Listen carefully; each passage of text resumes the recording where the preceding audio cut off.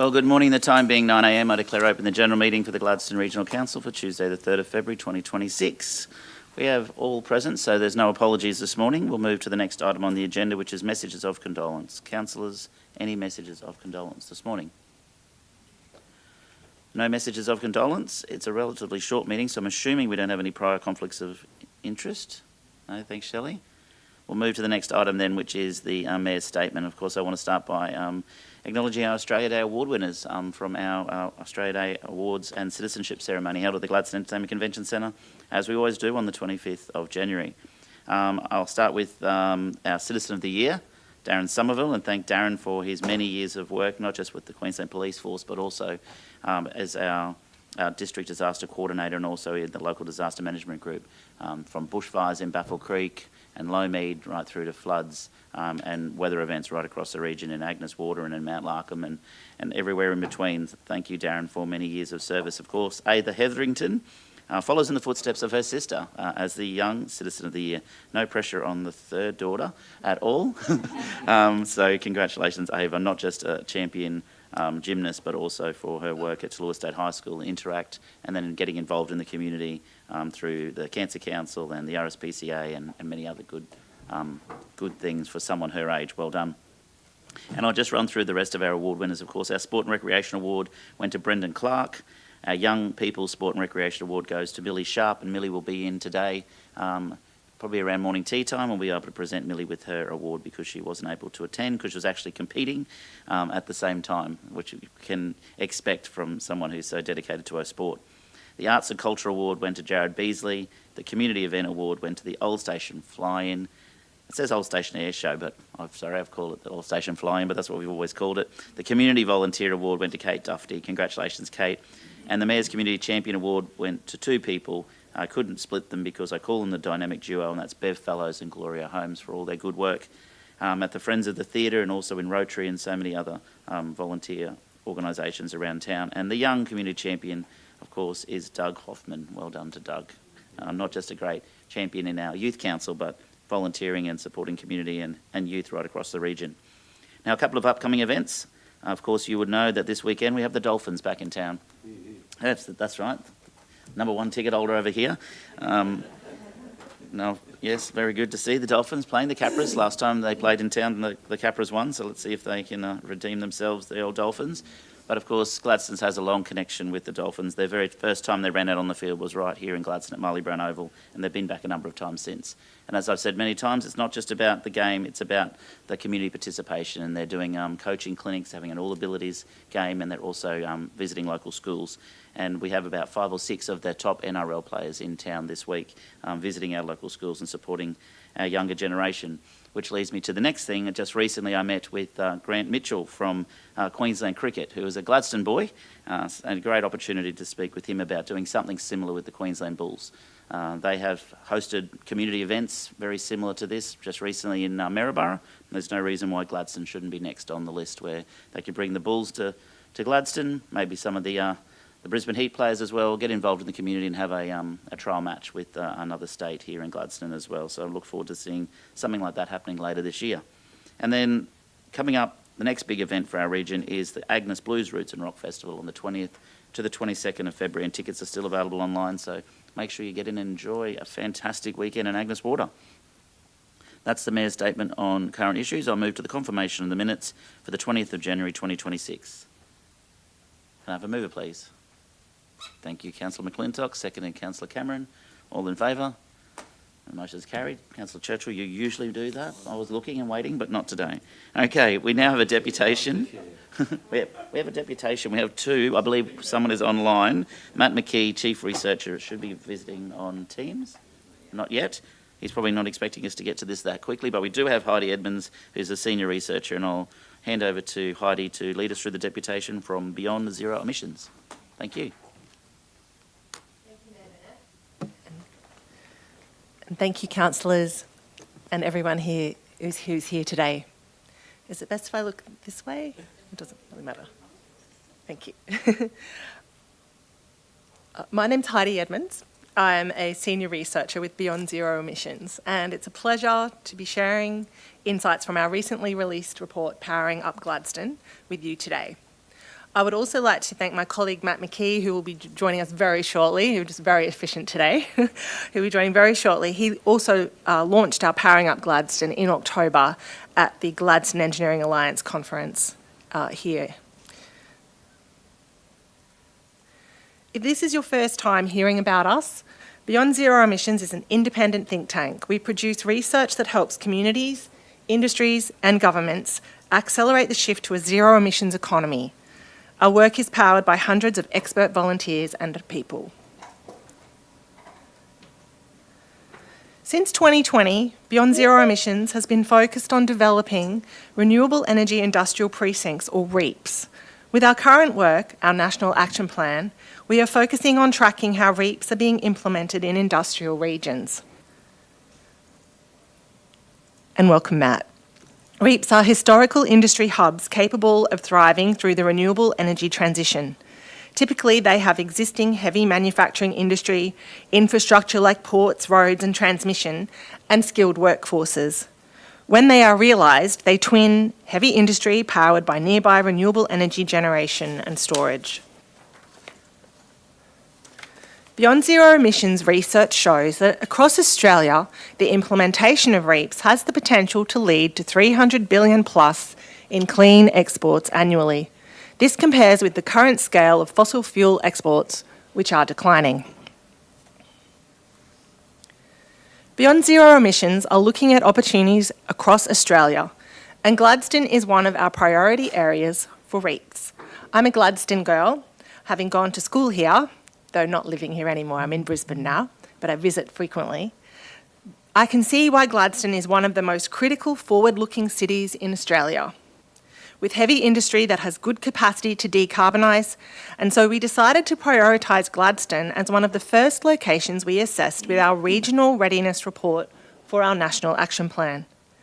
Across Australia, we are looking for similarities and differences across potential REAP regions. When we assess one of Australia's regions, we assess it across 5 themes: infrastructure, industry, policy, social, and finance readiness. These 5 themes unwrap into over 50 indicators. For the Hunter Valley, we assess 19, and for Gladstone, 20.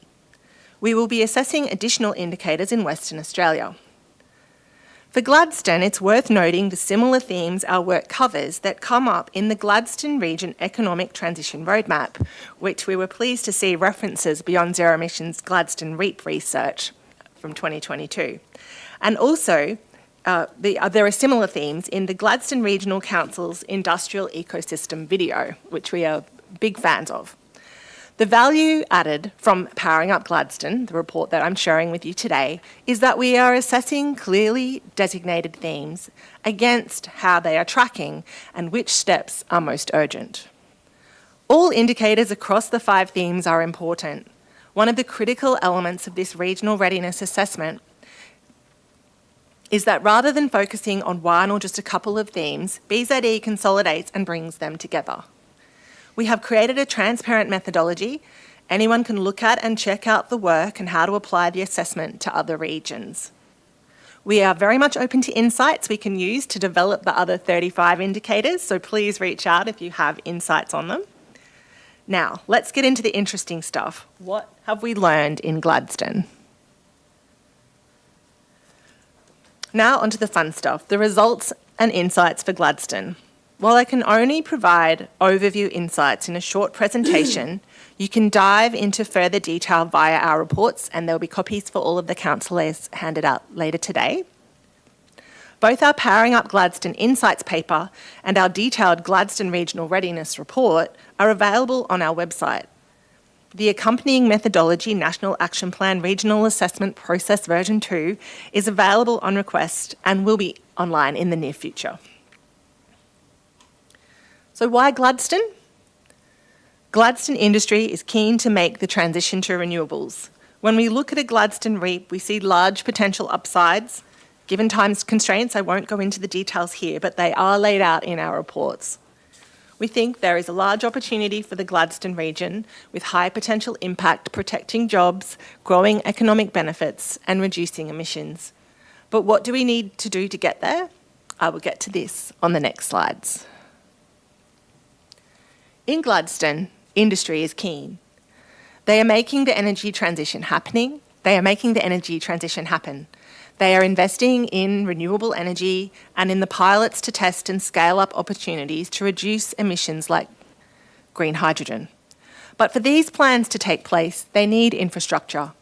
We applaud ongoing support and progress for the Gladstone project, transmission infrastructure, but we need to accelerate the renewable energy rollout for solar, wind and storage and ensure hydrogen infrastructure is on the radar. All this will require improvements to government policy. As the anchor tenant in the Gladstone region, and indeed for a Gladstone renewable energy industrial precinct, Rio Tinto has made strong steps to decarbonise their alumina and smelter operations, with exciting updates given at the October GEA conference last year and ongoing. However, their progress is at risk due to the infrastructure delays that impact their access to reliable and low-priced power to support these plans. Solo efforts are great, but coordination and collaboration are needed to ensure energy and infrastructure are delivered to the broad industrial ecosystem when needed. Sharing of reagents and feedstocks between Alpha HPA, Rio Tinto and Orica are to be highly commended, but there is a broader opportunity to ensure coordinated electricity and other energy infrastructure. We continue to see pilot-scale hydrogen trials, but no feasible commercial solutions are yet in place, and ongoing support will be required to navigate the infrastructure needs as this technology matures. So in summary, for this slide, local industry is taking the steps to decarbonise. We want to see provision of upstream support to deliver on their ambitions and long-term solutions and allow Gladstone's companies to thrive in a zero-emissions future.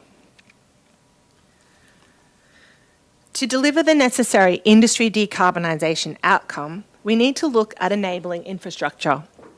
In short, the region needs to shift from announcements to action. For example, let's look at renewable energy deployment.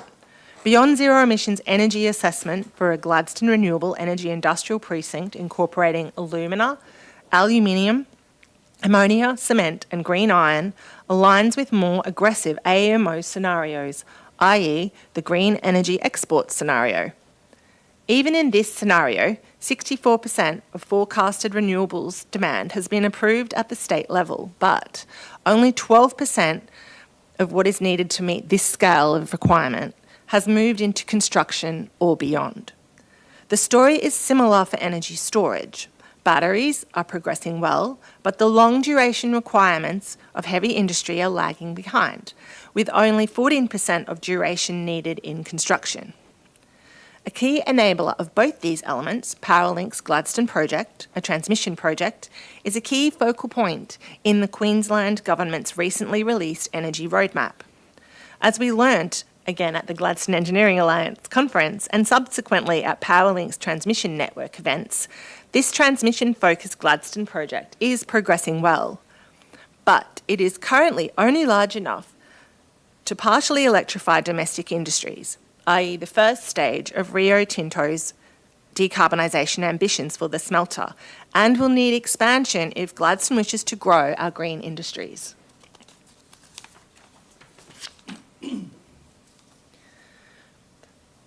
From a policy perspective, the good news is that Gladstone is on every level of government's radar. We had Minister Ayres at the GEA conference, as well as Queensland member for Callide, Bryson Head, and local mayor Matt Burnett, who noted that the Queensland Energy Roadmap referred to Gladstone 39 times. The region's industrial transition strategy, the Gladstone Economic Transition Roadmap, is a national benchmark, and Team Gladstone are working hard to make it real. But progress depends on policy, consistency and follow-through. Shifts in federal and state signals, support for renewable energy while continuing fossil fuel approvals are making investors hesitant. Funding programs like the National Reconstruction Fund and Green Iron Fund are promising, but very little money is flowing yet. And while Queensland's new energy roadmap provides a clear forward plan, emphasises action over announcement, and rightly prioritises regionally critical projects like the Gladstone Transmission Project, its extension of coal assets and expansion of gas threatens Gladstone's future as customers increasingly look for green alternatives. In short, the policy architecture exists, but we need faster execution and a single coherent direction. And finally, approvals remain slow and are starting to create bottlenecks and risk community frustration, especially if community benefits are agreed, but projects then don't progress or are cancelled. We also applaud the Gladstone Regional Council's Renewable Energy Community Benefits Sharing Policy in providing clear guidelines to help companies best support the community. One more of our themes, and then I'll be wrapping up shortly. Finally, let's talk about strategic land use. Bioregional planning pilot projects are underway across Queensland via collaborations between state and federal government. However, the considerations of energy developers and transmission installation are not well enough understood to make the best decisions about balancing ecosystem protection against fast infrastructure rollout. Whilst good data exists, it sits across multiple databases and maps, increasing effort, time and costs for projects looking to plan effectively. So what's needed? I've talked about how to confidently decarbonise Gladstone's job-rich heavy industry so Gladstone's industry and broader communities can continue to thrive. 3 focus areas stand out, and Matt and I will be available to take questions on these themes shortly. The 3 focus areas are accelerate deployment of renewable energy infrastructure, de-risk decarbonisation for industry by ensuring transmission is delivered on time and cost-effectively for the Gladstone region, and align policy signals towards a clean economy and alongside market dynamics. In short, it's critical that we align and deliver the projects already in the pipeline. Now, I'd like to thank everyone in the room for working to secure Gladstone's future, and Beyond Zero Emissions looks forward to collaborating with you all to make this a reality. Thank you. And welcome online, Matt. Thank you. Oh, sorry. And welcome online, Matt. And thank you, Heidi. Sorry, I forgot my microphone. Thank you. We might throw to questions. Actually, I'll start with the easy one.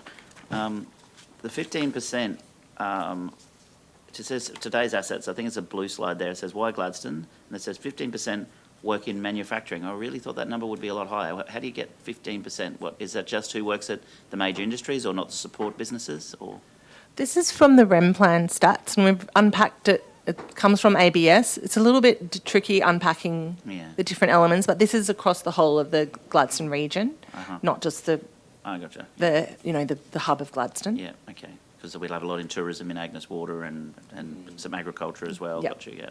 All right, because in the city particularly, I would have thought that number would be a lot higher. If you think of Rio Tinto, QAL, Boyne Smelter, Cement Australia, Orica, Northern Oils, Alpha HPA, which is under construction but also operating, and then you've got all the support services, Wols, Extreme, Precision, Purcells, Monos, they all work in industry as well, and work in manufacturing technically as well, so. Absolutely. So this is for the entire Gladstone region, but we'd be very happy to come back with a. Oh no, that's fine. I just looked at the number and thought that's very low. I think that's why it's because it's for the whole region, not just the hub of the industrial hub of Gladstone. 10,000 square kilometres, so there's a lot in there. Excellent. Other questions, councillors? Councillor Churchill. Yeah, thanks, Mayor Matt. Thank you, Heidi, or Doctor. Thank you, Matt. Just a couple of questions. First and foremost, thank you for what you're doing and delivering information to us, but you've mentioned in your presentation there that there's a stalled rollout, be it in the RES, which is the regional energy zones that are placed within the various regions, and well aware, and then you've prefaced that as well with there are opportunities being missed. Are you aware that our region is actually oversubscribed for requests going into the RES areas? Matt might have something else to add to this, but just to start with, where we know that there's projects coming online, but when we're looking at the future opportunity, which is the green energy export scenario and the broader scale opportunities that may come through green iron, through green hydrogen, that longer term vision for getting enough energy online to meet those really high demands, we're assessing how that's tracking. And so there is going to need to be more renewable energy if we're going to meet those kinds of really high energy demand scenarios. I'm trying to ask the question here at this stage. Are you suggesting that we should be expanding our RES, or are we endeavouring to just try and stay within the regional energy zones? Because you're saying opportunities are being missed, and then you've got preface that as say opportunities are being missed, but we need to accelerate. Matt's got his hand up online. I don't know if you Thanks, wanted to Matt. jump in. Yep. I just want to get some point of clarification on that before I touch on probably the most important one, which is about the strategic land use. No, very good. Thank you for having me. Just to make sure, can everyone hear my You can, yes. hear my voice? Yeah. Great. So yes, one of the big things we saw is there is huge amounts of interest from renewables developers in this region because they're seeing demand from the Gladstone manufacturers who are interested in getting access to renewable energy. When this report was written in October, the week before, the Queensland government had just announced the energy roadmap. And while they call them regional energy hubs rather than renewable energy zones, it's just nomenclature. What we want, whilst they defined there would be renewable energy hubs, what that involves, what sort of infrastructure would be in place for those projects to align with and link up to. There's a lot of questions about how the renewable energy hubs here in Queensland and specifically just outside of Gladstone would actually function and what we're trying to say is with this oversubscribed developers, we don't want developers coming piecemeal to Gladstone Regional Council around benefits. If you can set up a properly defined res with what sort of infrastructure, what sort of size, what sort of capacity we want, those project developers can actually come together, speak with you holistically, and say, how can we as a group best work with Gladstone Regional Council to achieve whatever community benefits you're looking to do? So when we talk about the reses, it's actually defining the nuts and bolts of how they want that system and infrastructure to be in place.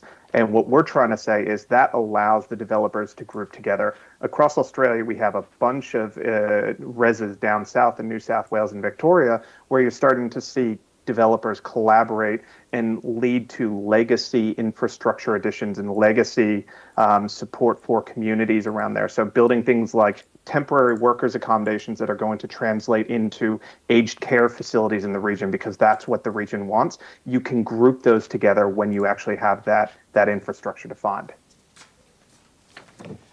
Okay, thank you for that, Matt.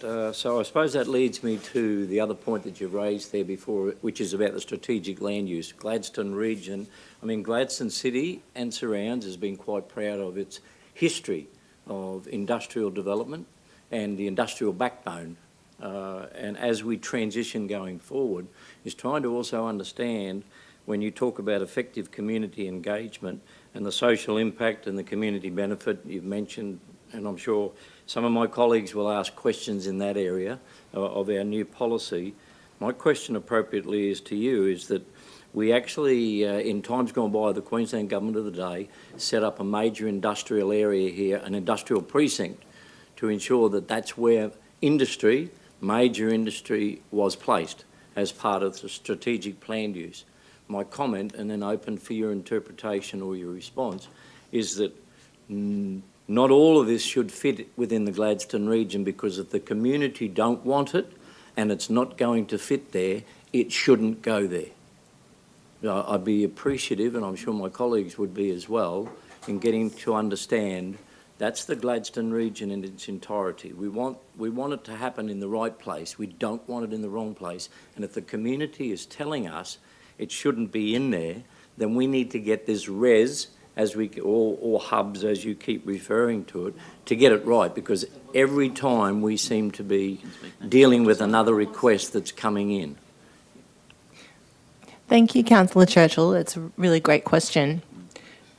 I think when we think about a renewable energy industrial precinct, there's the industrial hub, the heavy industry in Gladstone and its in the industrial area around Gladstone. But when we think about a renewable energy industrial precinct, we can't think about it without also thinking about it's kind of a trapezoid all the way out to the renewable energy and where it's coming from. And that's definitely, as you say, not just within the Gladstone, the marked Gladstone region. The renewable energy will need to come from further afield, and it will need to come from locations where it has the minimal impact on biodiversity and the most community acceptance and the best community benefits. And we will say when we did the Gladstone assessment, our social acceptance indicator was only on land use, but as we're now moving to Western Australia, we are now pulling in more community benefit analysis, and we come back to do a Gladstone update. We'll have more tools to use to look at that broader community benefit piece. So I think the issues that you're raising are all very good. And the comment that I'll just say before I hand to Matt, if he wants to add anything extra, I'm sure we're all grappling with, is we need renewables to roll out quickly. We also need to minimise our impact on nature. And we've And seen our community. and definitely, we definitely want the impacts on communities to be net positive, and we want the benefits from the projects to be shared. So we haven't done the assessment of what the community benefits look like. We've only done for Gladstone the assessment of, where the land use mapping that can facilitate the strategic land use that helps you really figure out what's your best, where is that trade-off between protecting nature and protecting farmland and protecting renewables and making it all happen as fast as possible. But we definitely appreciate and would love to continue the assessment that the social benefit piece is important as well. And those decisions will now be made by the Queensland Government who've called them in, so they're not coming to the boardroom for a decision on whether they're appropriate loan town planning. Normally they would come to our town planning department to determine. So they now go to the Queensland Government who will determine where they will go, whether it's whatever the renewable energy project might be.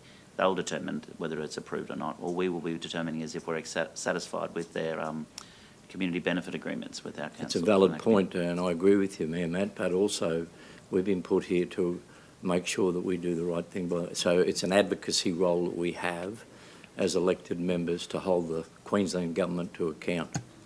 But anyway, I'd appreciate it if Matt had an opinion, and best wishes. Over to you, Matt, and then I've got Simon and Councillor Muscat ready to ask a question. I just want to clarify that our community has lots of different opinions and views about what we're talking about, and some of them, so I guess, it's not as simple as our community wants this, our community doesn't want that. And our industry, our community definitely wants to continue to live a life in which they can have dignified jobs and also protect nature, etc., etc. So where those projects will go will be based on those things too. And I know proponents are very interested and also carefully selecting those spaces. And we have ourselves, and also we have the state and different other groups that advocate and I guess provide their opinions as to how those projects move along in the development. So yeah, our community, as everyone else in Australia, has different opinions and views about how we want to see this happen, which we know. I think most of us agree that it is happening, whether we like it or not. It is just the way we need to move forward. Thank you. I'll go to Matt, and then Councillor McClintock was waiting. Over to you, Matt. Yes, thank you. Once again, very good question. This is a great conversation to be having. I believe late last year, quite a few of you went on a trade mission, I believe to minimum Japan, maybe another country. Some of the big customers that specifically the Gladstone region looks at and trades with are all making changes to how they want to buy going forward. We're starting to see some of them thinking about doing carbon-based pricing, maybe carbon-based tariffs on what they're doing. So ultimately what we're seeing is not just here in Gladstone, but across the country, our trading partners are increasingly looking for low carbon alternatives.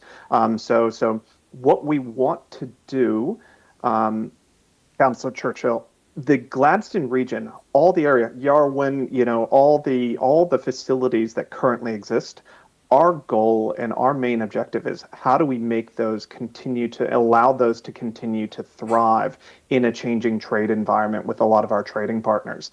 And so if we're seeing that a lot of Australia's trading partners are moving towards and looking for low carbon alternatives, we are trying to say, how can we keep our industry alive and allow them to transition to making what they currently make at lower carbon emissions. One of the things Heidi talked about when she talked about land use planning is we actually don't know yet. The energy industry, unfortunately, hasn't been particularly good in defining what are their needs for certain areas. We very clearly know and understand from a lot of environmental groups what the biodiversity requirements are for land. The agriculture sector is really good at defining this is what we need for this land. But the energy sector hasn't quite come there yet, and we can't actually, or we're struggling to weigh through what actually how do we balance the needs of farmers versus energy versus biodiversity.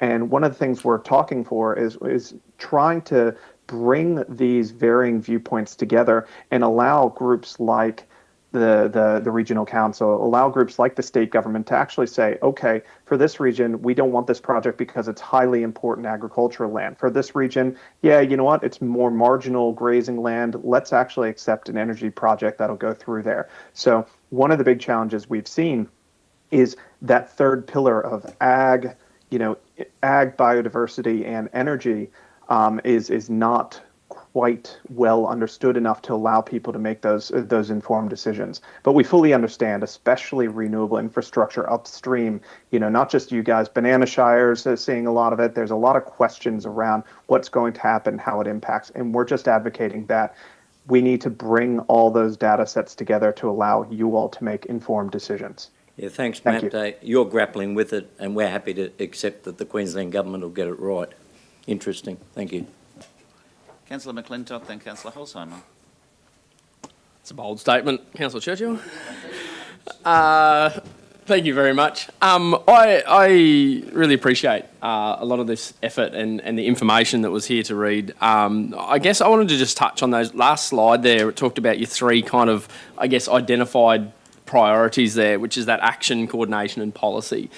When we look at, I was recently sitting in a major projects pipeline conversation and some of those things, a lot of that conversation is, you say action there, but it's actually the practicality of that action. How do we get the workforce? How do we get the resources? How do we actually, it's all well and good to say we need to move faster, but if we are already strained in that capacity to do the work physically, how do you see that impacting the practicality of how we can outwork some of these projects? Even if the policy lines up, the community is happy, everything coordinated, it's all beautiful, how do we actually get the practical work on the ground happening more efficiently? And has that been a part of the process or identified as a key risk in that process? Thanks, Councillor McClintock. And I'll hand to Matt shortly, but just a couple of reflections. The Powering Up Gladstone makes recommendations to all levels of government and to industry, and even to community. So we see that it's a complex problem with multiple facets, and everything needs to come online for it all to come together in the way that it needs to. As Matt alluded to, those renewable energy zones or regional energy hubs, if they're working efficiently, and then that can be a part of helping those projects come online quicker, making sure that we're having those discussions about the skills and training. We're strong advocates for, obviously Central Queensland Uni is a wonderful resource with both the TAFE and the research component. So everything that can be done to make sure those skills and training that we need are happening in the region, so people do their training in the regions and stay in the regions, is something that we've definitely identified both in this and earlier pieces of work. So we're not trying to ask for people to work harder and faster, but just keep getting those pieces aligned so that we can get where we need to go. Yeah. Matt, did you want to add anything to that? Yeah. For my sins, before joining BZE, I used to work for a battery manufacturer, but before then I worked extensively in the coal and oil and gas industry, and including I was around with most of the coal seam gas players when they built the LNG plants, 10, 15 years ago, and helped transition quite a few of them from construction to operations. So I know the Gladstone region is used to delivering big projects. I know those also big projects, especially those specific projects, cause us lots of issues in the region around social housing and other social infrastructure.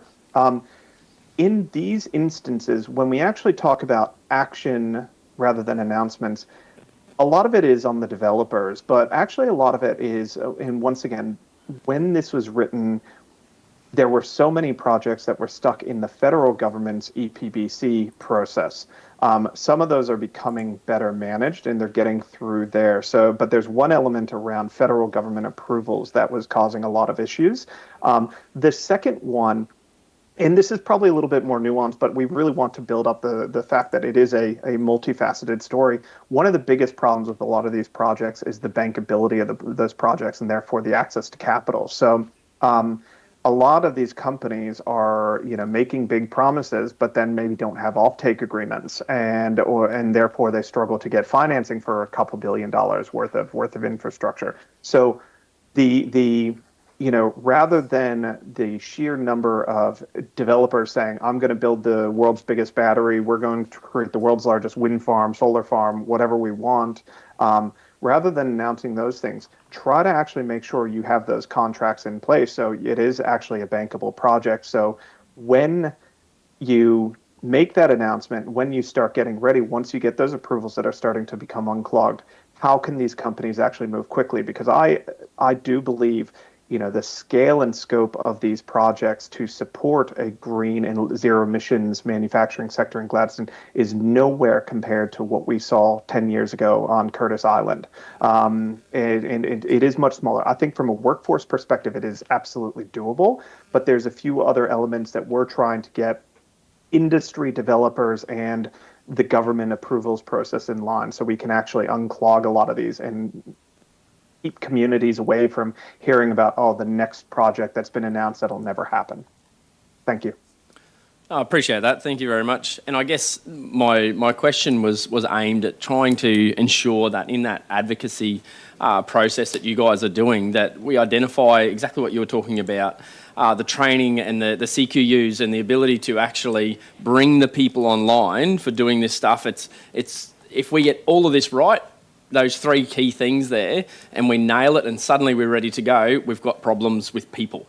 And it's not that we don't have the capacity. We've got workforce, we've got skilled workforce that can do it, but how do we make sure that we've actually got the right people in the right places so we're not shipping in 20,000 people to turn things on? I know it's a different world to what Curtis was, but I guess just thinking through that people piece of it and making sure that as you're advocating, that you're considering that people element of it, not just the policies and the advocacy side of it. But thank you, really appreciate it. Great question. Just very, very quickly, one of the big things we see is there are so many projects. A key element for us is sequencing. Which projects need to be delivered when, so we can actually plan that workforce out. Yep. Thank you. Beautiful. Thank you. Councillor Holzheimer, then Muscat. Hi. Thanks, Heidi and Matt, for coming. I know I was fortunate enough to be seated next to Heidi earlier last year and had some really in-depth conversations, and I appreciate you guys actually booking to come and speak with us as well after those conversations, because I think that this is the way that this information is presented lands for regular people in the community. And a lot of the time when we are talking with people, it's really complex and everyday, mum and dad, community member, it actually doesn't really connect with them or make sense. So I really appreciate the way this information is presented to us. The question that I do have is that you guys said that you're going to WA and you're doing some work over there and you're going to bring some of those learnings back and have a bit more of a look at what that looks like in the Gladstone region. When are you planning on circling back so that we can, get those new learnings? I might hand that one to Matt. No pressure. No, I think it's a really good question. Our hope is we've delivered this report, but our work here in Gladstone shouldn't end. That's why we are committed to doing things like the in-person deputations. Heidi is up there regularly. We're still speaking with industry. So I think, there's two pathways we see. One is the continued engagement in sharing through informal channels as we continue our work. We do hope to maintain Gladstone connections for the foreseeable future. However, if you would like, we expect at least our first few WA locations to be completed in approximately the next 6 to 9 months. We would also be more than willing to do another formal deputation to this room and tell you about what we're seeing, and so we can make sure you are all kept in the loop. So probably formally and informally through channels is what we will do. When we will do a next Gladstone report, very good question. Part of my work plan is to actually do kind of progress reports once we go to a region. What that looks like, what sort of frequency, I'm not sure. I haven't defined that yet, but it is something we'd absolutely be keen to continue doing. Excellent. Thank you. Thank you, and appreciate you guys presenting today. Thank you. Councillor Muscat, then Councillor Cameron. Thank you. I'm going through this, and it's a bit kind of, my question is more linked to, I guess, what are some of the things that you found that when you have done, after doing all of the reports around, I can see all these dots in the Australian map, and you obviously were able to talk to lots of different people, and I guess coming up from the previous question, all those things that you learn or how people are doing things in different areas. And so I'm just trying to, well, this is wonderful, and there's a number of other people also sort of looking at Gladstone. It's no secret, lots of people are looking at Gladstone because of who we are, what we have, and the future. So and I know you have a national plan here, which I'm kind of more interested in, and one of your key messages is about that need for coordination and consistency. So for us, so as a regional council, so where do you see us compared to others, and what things we could take from other places that can, I guess, provide me and us with some sort of practical, more direct advice, if that's the proper terminology, yes. Thanks, Councillor Muscat. This map here shows 14 plus locations that we've identified make sense as renewable energy industrial precincts based on themes that you have running through Gladstone, the infrastructure, the skills and training, the knowledge about how to operate heavy industry. We've only deep dived in the Hunter and Gladstone and now Western Australia. We also have earlier reports on Collie, on Port Augusta. So Beyond Zero Emissions has been engaging with different communities for a long time. But in terms of this particular assessment, we've got learnings from Hunter and Gladstone that we're now sharing elsewhere. There's common themes. You don't want to say, well, let's prioritise one region over another, but by looking at where the themes are, it helps you think about where you might have the best impact in multiple locations. We've seen similar concerns in the Hunter. Transmission remains critical. We're excited with the new work in WA again to look more at the community benefit piece. Also in the Hunter, we see that getting the sufficient renewable energy online on time in a coordinated way is still something that is going to require ongoing improved coordination efforts across government and industry. I might hand to Matt.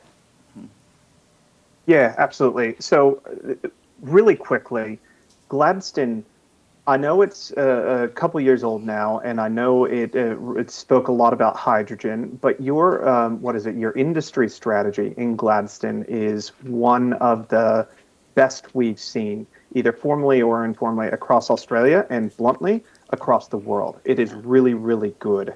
And my understanding is the Gladstone Regional Council is looking to potentially update that, given some of the more recent changes. What we see in places like the Hunter, we're currently looking, we're looking at Kwinana. Some of these other regions have very strong networks that formally cause collaboration between facilities. So Kwinana has a Kwinana Industries Council that was specifically set up to help all the manufacturing facilities in the Kwinana region, how they can better coordinate to almost execute the industry strategy that Gladstone has set up. Hunter Valley has something very similar, organizations that are there to work across the manufacturing facilities and get them to collaborate a little bit more. In Gladstone, you've got the informal team Gladstone, you have groups like Gladstone Engineering Alliance, but getting the disparate facilities talking more closely and thinking how can they best work together to execute the Gladstone industry strategy is for us the biggest opportunity. And if we were to look at what Gladstone Council can do, it's how can you help guide all those facilities to better collaborate towards executing that kind of regional strategy that you've defined? Because what you've defined is actually really good. Thank you. That's great, thank you. I think that's kind of the answer I was looking for too. Thank you. And for everyone to listen to out there, thank you. Yeah. I love the best in the world thing. It was nice to hear. I knew you would. Best in Australia was good, best in the world is even better, but not that we didn't know that already. Councillor Cameron, then Councillor Patrick. Yeah, thanks, Mr Mayor. Look, we've noticed quite a little bit of a shift with the developers over a period of time here, where it started out that we had large solar farms. Then we've had solar farms with battery energy storage. Now they seem to be going to battery storage only.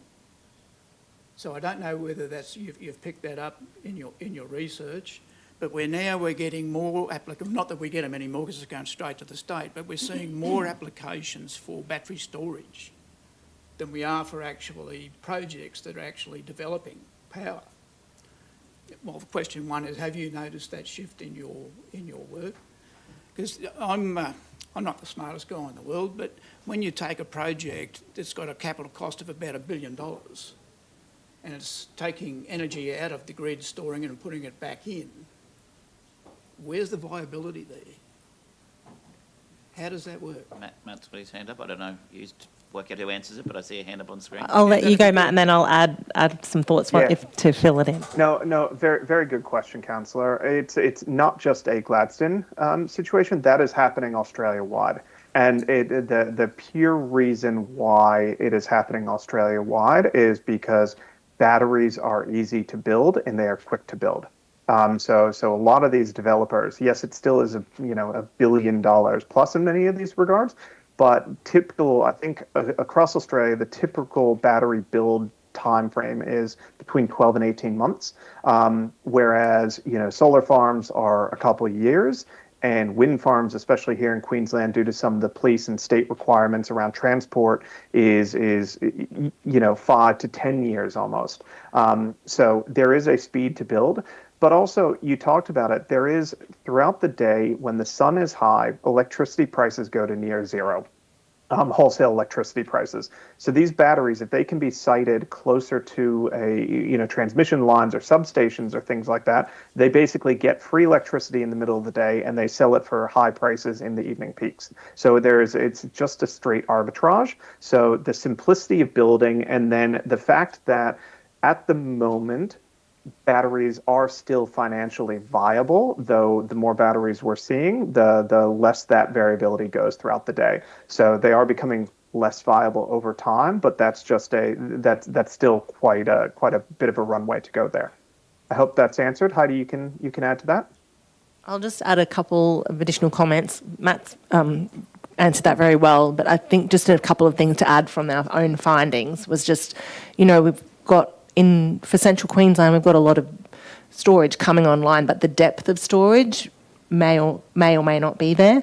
So without the large pumped hydro. So it's important that we not only, we do see therefore the need for batteries, but we also see the need for that ongoing research and investment in how to get that longer term storage in place as well. But I'm not surprised we're seeing more investment in batteries because the prices are coming down, but the need, the understanding that industry and community needs storage is becoming more widespread. So I'm not surprised. Yeah, well, thanks for that, but developers aren't philanthropists, I can assure you, being one in a former life. But I'm just struggling with the viability of all, because what we're looking at here is battery storage for power security as opposed to cost of. So when we're looking at battery storage, in particular in a place like Gladstone, where you say that you take the power out of the system, in the lower off-peak times, mate, this is Gladstone, there is no off-peak, right? We're 24/7. So viability-wise, I'm struggling to see how all that works over the long term. Okay, thank you. And Sorry, I'm Matt. happy to jump in there. That's probably a more detailed conversation, Councillor. I'd be more than happy to take it offline and discuss it. But I'm sure I'm sure I would bore most of the people in the room with something like that. But I'm happy to take it offline with you and go into a little bit more of the technical details around that if you'd like. I'll take that one on notice, mate. Thank you. Yeah. I'd like to know that more too, but we don't have time for today. Councillor Patrick was next. Thank you, and welcome Heidi and Matt. My question is around what's needed. From a local government point of view, as you've illustrated today, Gladstone is one of the leaders in the nation, I will say, for decarbonisation and looking at renewable or supporting our energy needs. I suppose the biggest point that I grapple with is the disconnect between the federal and state policy environments from a local government point of view and not actually having a defined direction. How open have the federal government and the state government been with the work that you are undertaking and sharing with us today? Well, we've been honoured and excited to be able to have conversations with federal, state and local government. And I would say, you know, obviously the Gladstone region's doing some good advocacy because, as we noted, Gladstone is mentioned many times in the Queensland Energy Roadmap.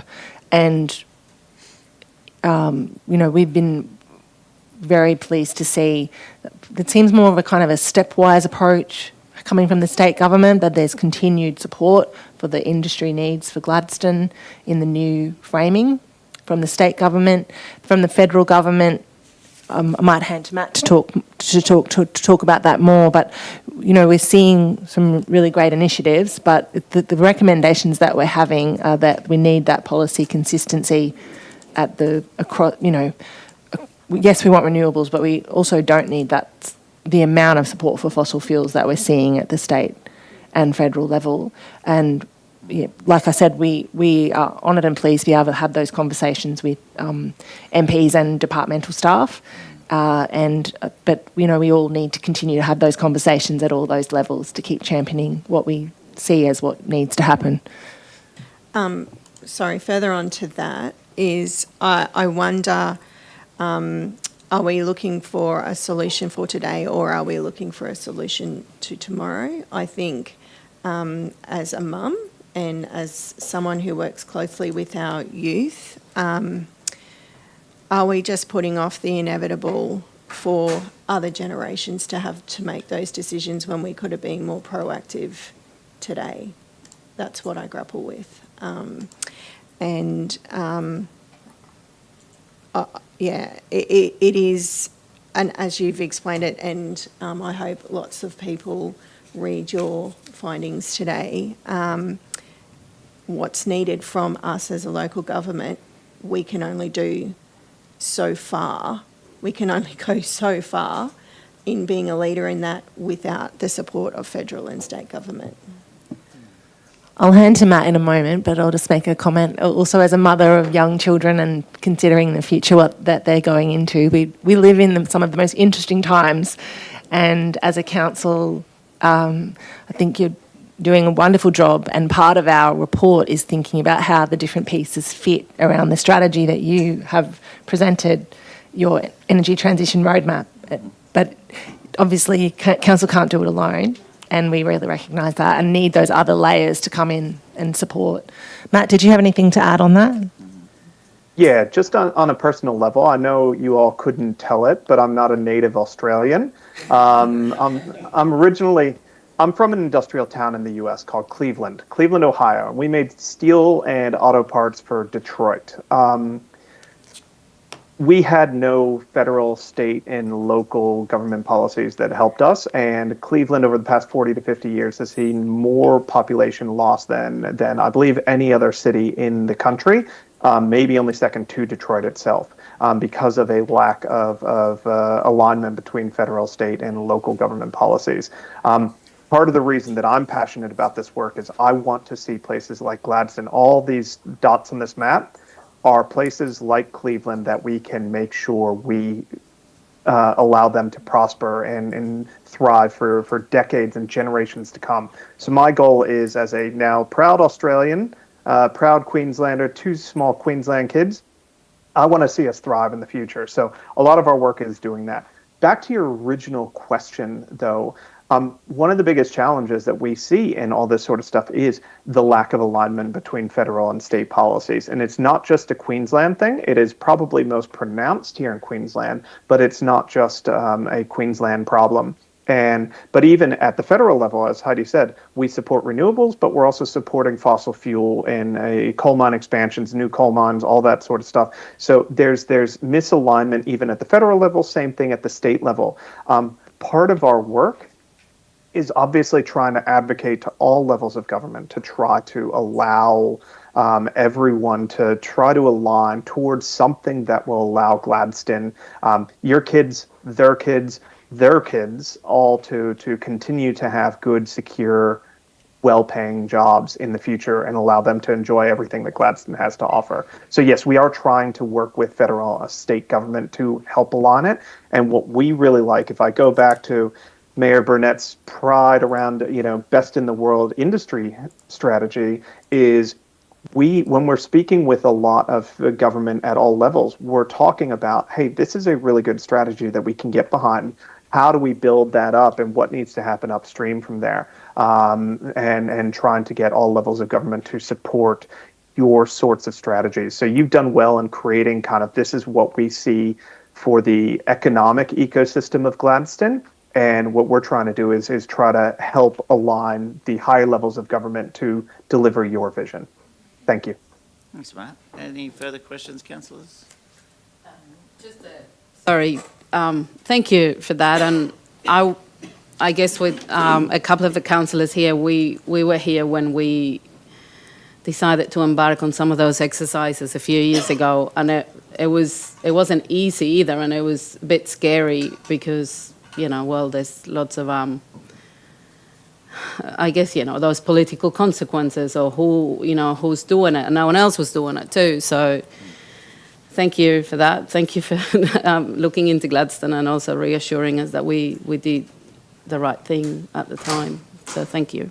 Thank you. No further questions, councillors?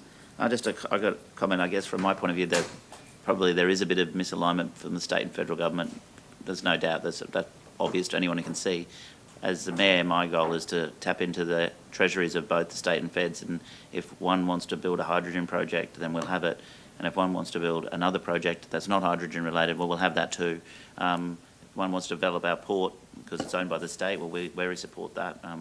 We have a diversification strategy as well, which includes this defence. Obviously, high purity alumina is now, just received $75 million from the feds, thank God. How good is that? So there's still plenty of investment in Gladstone. Sorry, did you have something? Oh, no? Yeah. So there's lots of things there. I have a couple more questions, but I'll save it till the end if Councillor Churchill has another comment. I was going to move the motion. Oh, okay, I'll take your mover in a second.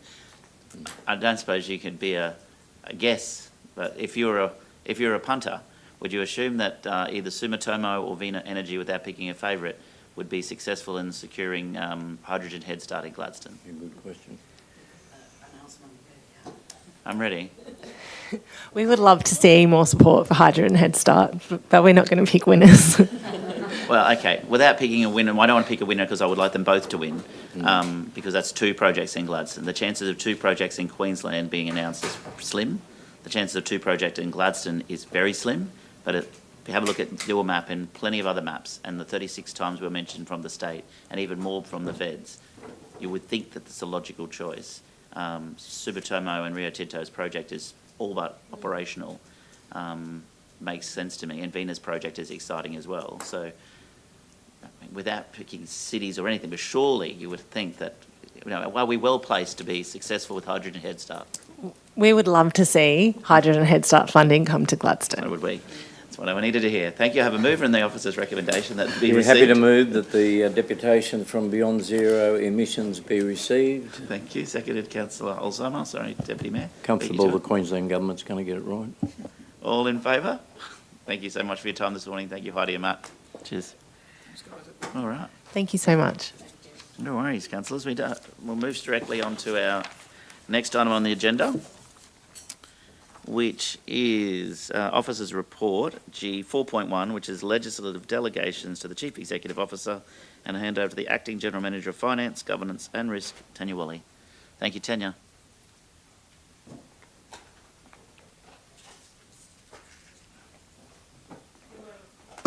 Good morning, councillors.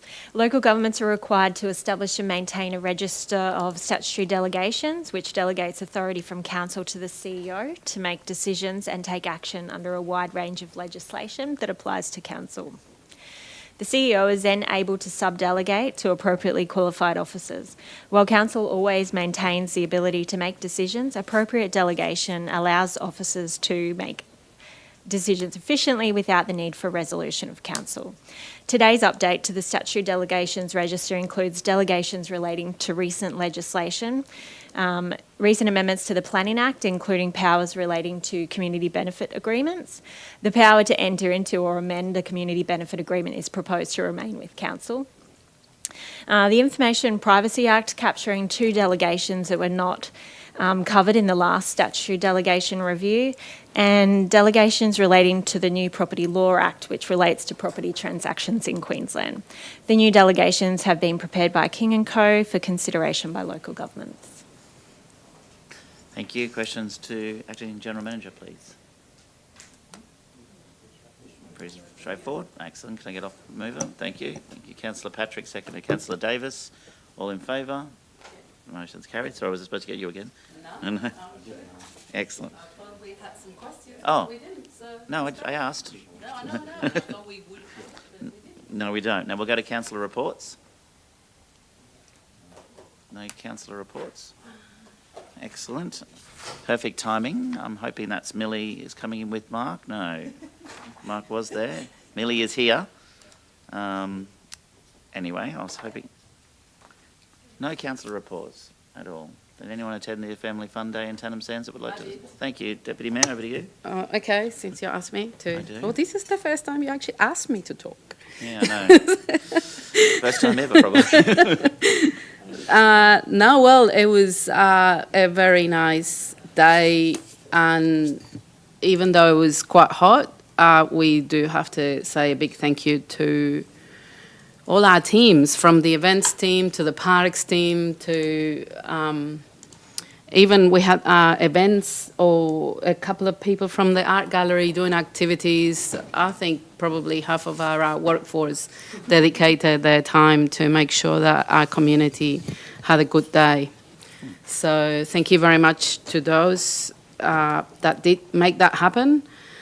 And I think next year we're going to have the celebrations at in Gladstone. So because we have them every second year in Tannum.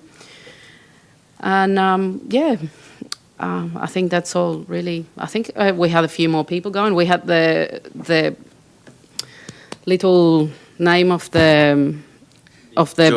bin. That's it. Georgia Green. Yes. So we announced the mascot for our new Go bin. So we have Georgia. Georgia Green. Yes, Yeah, with and then the Ro- wonderful kids that Rolanda won. Recycle is the yellow bin, and I don't know who the red bin is. Is it Benjamin Binney? Benjamin Binney, yeah. Okay, that's great. Thought I made that up. And then I'm sure you will remember all the winners of the primary school There was lots. colouring competition. So I can tell you this much: the Tetford family are very talented. All of the children receive awards every year. Yeah, it's fantastic. Well, I know Millie is here, but she's waiting outside the chambers, so I'm going to do this anyway. Oh, perfect. Come on. Is that Millie? Is that Congratulations, Millie. Fantastic timing. So as I close the meeting this morning, I'd just like to acknowledge the winner of our Young People Sport and Recreation Award, which recognises the outstanding achievement by an individual aged 15 to 25 that has made a significant contribution towards the sporting or recreation achievements of the Gladstone region in the preceding year, including official coaching, sport officials, management and administration of sport and recreation activities. We had a whole bunch of nominations in this field, and unfortunately I'm not able to attend on the night, but the winner was Millie Sharp, who represented Australia and finished ranked 4th globally for under-18 women's 10,000 race walk. She began with a win at the World Athletics event in Canberra and earning a world number 1.